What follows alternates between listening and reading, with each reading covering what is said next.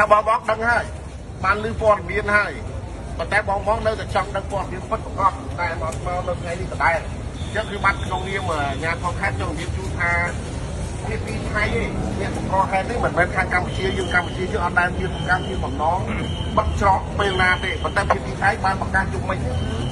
តាំងពីយប់តាំងពីរសៀលម្សិលមិញបាទគេចេញព័ត៌មានទៅជូនទៅដល់កងកម្លាំងគេតាមព្រំដែនហ្នឹងគឺ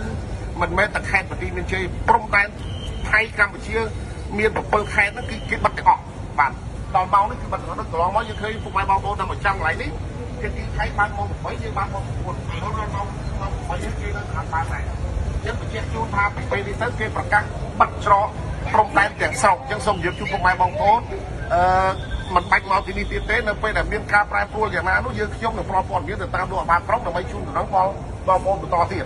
ហើយយើងកំពុងតែធ្វើការសម្របសម្រួលចំពោះបងប្អូនដែលនៅផ្សារលង្គឺនេះតែធ្វើម៉េចដើម្បីបើគាត់ចង់មកតែមិនឲ្យគាត់មកបានពីយើងពុំធ្វើការជាមួយពីហើយបាទនេះសូមជម្រាបជូនពុកម៉ែបងប្អូនប៉ុន្តែដល់ឡែកកូនសិស្សដែលប្រចាំថ្ងៃចេញចូលនោះគឺយើងអនុវត្តប្រចាំថ្ងៃដដែលគឺអនុញ្ញាតឲ្យកូនមកចូលរៀនដដែលម៉ោង6ពុទ្ធពីថៃបើហើយម៉ោង5ល្ងាចគឺត្រឡប់ទៅវិញបាទនេះចង់ជម្រាបជូនពុកម៉ែបងប្អូនចឹងបាទហើយសូមកុំថាមករងចាំមើលទៀតបានន័យថាថៃប្រកាសបិទដោយឯកតោភាគីហើយមិនមែនតែតយបែបទេ